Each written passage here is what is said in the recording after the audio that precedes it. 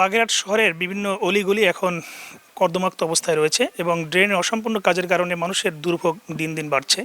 বর্ষার মৌসুম আসলে আসলে মানুষের যে দুর্ভোগ চরমে পৌঁছাবে এমনটাই কিন্তু প্রত্যাশা করছেন এখানকার মানুষ।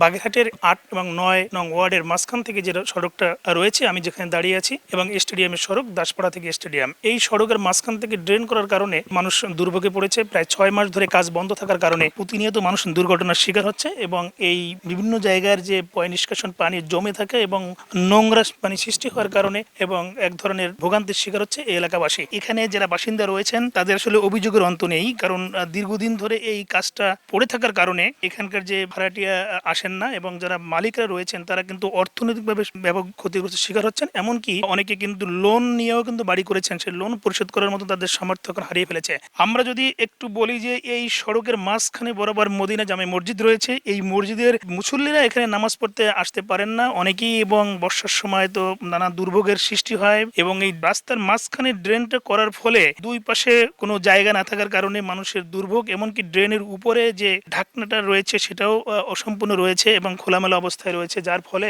প্রতিনিয়ত আসলে মানুষের যে দুর্ভোগ সেই দুর্ভোগটা লেগেই আছে। কর্তৃপক্ষ এখানে আসলে অনেকভাবেই এরা এখানকার বাসিন্দারা তাদের একাধিকবার যোগাযোগ করার চেষ্টা করেছে এবং তাদের দুর্ভোগ লাঘবের জন্য আসলে তারা কিন্তু ফল পাচ্ছেন না। আর দীর্ঘদিন ধরে এভাবে অবস্থা সৃষ্টি হওয়ার কারণে এখানে অনেক পরিবার তারা কিন্তু এক ধরনের অসহায়ত্বের অবস্থায় রয়েছে। তারা জানিয়েছে যে আসলে ট্যাক্স, ভ্যাট, সব ধরনের পৌরসভার সকল আইন তারা মেনে চললেও তাদের জন্য আসলে নাগরিক যে ন্যূনতম যে সুবিধাটা তারা পাচ্ছেন না, এমনটাই কিন্তু অভিযোগ রয়েছে এখানকার। এখানে দুই একজনের সাথে কথা বলার চেষ্টা করব, আসলে এখানে কি ধরনের ভোগান্তির রয়েছে, সেই যদি ভোগান্তির চিত্রটা আমরা আসলে জানতে চাই। যেখানে একজন স্টুডেন্ট রয়েছে তার কাছে আমরা জানবো যে আসলে এখানে কি ধরনের সমস্যা সৃষ্টি হয়েছে। প্রথম বিষয় হচ্ছে এই রাস্তাটি ১ বছর ধরে অর্ধসমাপ্ত অবস্থায় রয়েছে।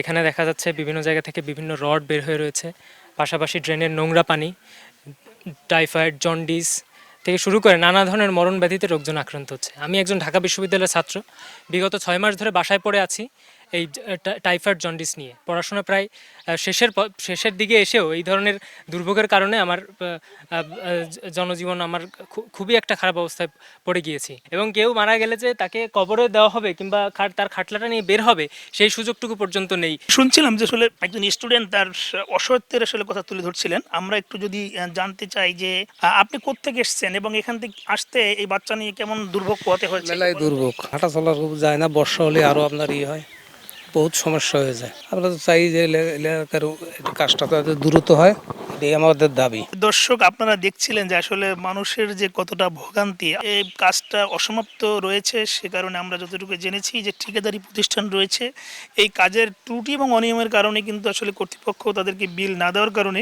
এবং এই কাজ অসমাপ্ত থাকার কারণে এই এলাকার মানুষের মধ্যে আসলে এক ধরনের ভোগান্তি লেগেই আছে এবং ভোগান্তি থেকে তারা পরিত্রাণ চায়। বাগেরহাট পৌরসভার যে ড্রেনগুলোর অসমাপ্ত কাজ রয়েছে সেগুলো সমাপ্তর জন্য এলাকাবাসীর দাবি উঠেছে। দীর্ঘদিন ধরে ভোগান্তি থেকে লাঘবের জন্য তারা দাবি জানাচ্ছেন সরকারের কাছে। আমি আছি বাগেরহাট পৌরসভার ৮ এবং ৯ নং ওয়ার্ডের যে লিঙ্ক রোড রয়েছে স্টেডিয়াম বাসাবাটি এলাকার। এই ছিল আমার কাছে ড্রেনের সবশেষ দুর্ভোগের মানুষের খবর। আলী আকবর টুটুল, সময় সংবাদ, বাসাবাটি, বাগেরহাট।